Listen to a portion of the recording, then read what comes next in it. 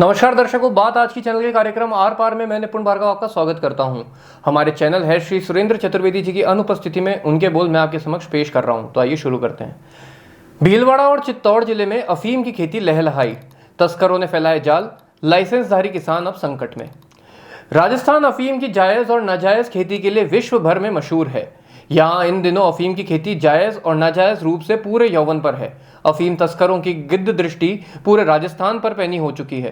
सरकारी लाइसेंस लेकर अफीम उत्पादन करने वाले किसान डरे हुए हैं। महंगी दर पर लाइसेंस लेना और सरकारी शर्तों पर उत्पादन करना बहुत मुश्किल होता है। यही वजह है कि अफीम उत्पादक इन दिनों अपनी पूरी ताकत से अफीम की खेती को बचाने में लगे हैं।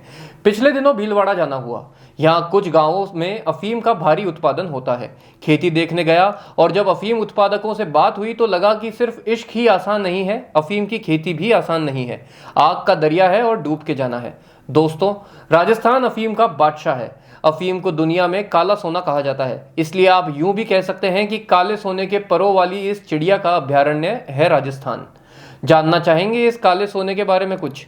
भीलवाड़ा में चित्तौड़गढ़ जिले को अफीम उत्पादन की श्रेणी में अव्वल माना जाता है। यहाँ कनेरा, निम्बायड़ा, कपासन, राशमी, सवाई माधोपुर क्षेत्र के शिवपुर, बदला, बंका, खेड़ा, सालरिया, डसानिया का खेड़ा गांव अफीम सबसे बड़े उत्पादक क्षेत्र हैं। यहाँ पर बड़े पैमाने पर बुवाई होती है और बड़ी संख्या में अफीम उत्पादक किसान रहते हैं। साथ ही अफीम काफी महंगा भी मिलता है। भीलवाड़ा चित्तौड़ ही नहीं बल्कि देश भर में इसकी बड़े पैमाने पर तस्करी भी की जाती है। आए दिन अफीम तस्करों के पकड़े जाने की खबर आती रहती है। इन दिनों अफीम की खेती यौवन पर है।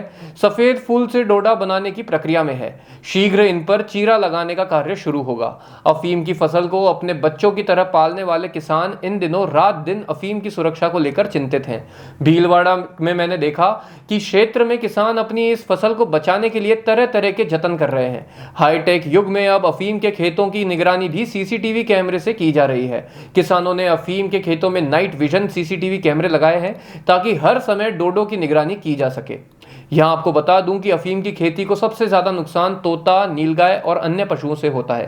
किसानों ने इसके लिए कई जतन कर रखे हैं। खेतों पर कटीले तारों की बाड़ बांध रखी है। चमकीली फिरन, एलईडी लाइट्स, प्लास्टिक की जाली लगाकर भी अफीम की फसल को बचाने के पारंपरिक जतन किए जा रहे हैं। किसानों ने फसल को बचाने के लिए कई जगहों पर ऊंची दीवारें भी बनवाई हैं। किसानों ने फसल को नीलगाय से बचाने के लिए खेत के चारों तरफ 8-8 फीट ऊंचे तारों की जाली लगाई है। कुछ किसानों ने खेत के चारों तरफ कपड़ों की बाड़ लगा रखी है।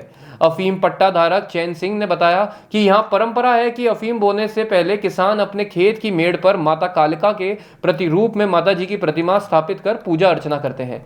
अफीम की फसल एक तरफ जहां किसानों के लिए आर्थिक फायदे का सौदा है, वहीं दूसरी ओर इसकी सुरक्षा करना बड़ी चुनौती है। अफीम के किसानों के लिए इसकी सुरक्षा करना किसी अग्नि परीक्षा से कम नहीं। वर्तमान में अफीम की फसल में चिराई का दौर चल रहा है। अफीम की फसल में चीरा लगाकर उससे दूध निकाला जा रहा है। यही दूध गाढ़ा होकर अफीम में बदल जाता है। यहां आपको बता दूं कि सारी सुरक्षा के बाद भी क्षेत्र में अफीम तस्करों के गिरोह टिड्डी दल की तरह फैल चुके हैं। तस्करों की नापाक नजरें उन पर गड़ी हुई हैं। चिराई का दौर शुरू होने के साथ ही क्षेत्र में अफीम चुराने की घटनाएं भी बढ़ गई हैं। ऐसे में किसान दिन में अफीम की फसल में चीरा लगाकर अफीम इकट्ठा कर रहे हैं। रात में पहरेदारी के साथ साथ सीसीटीवी के जरिए खेतों में निगरानी कर रहे हैं। लाइसेंस शुदा अफीम धारकों से ज्यादा चोरी छुपे लोग अवैध रूप से खेती कर रहे हैं। इन पर नजरें रखने वाले तस्कर पुलिस की नजरों में ना हो ऐसा लगता नहीं, मगर भ्रष्ट तंत्र के सहयोग से तस्कर चांदी काटने की तैयारी कर रहे हैं। सरकार इस मामले में कुछ ठोस कार्रवाई कर रही हो ऐसा लगता तो नहीं है। आज के लिए इतना ही। धन्यवाद।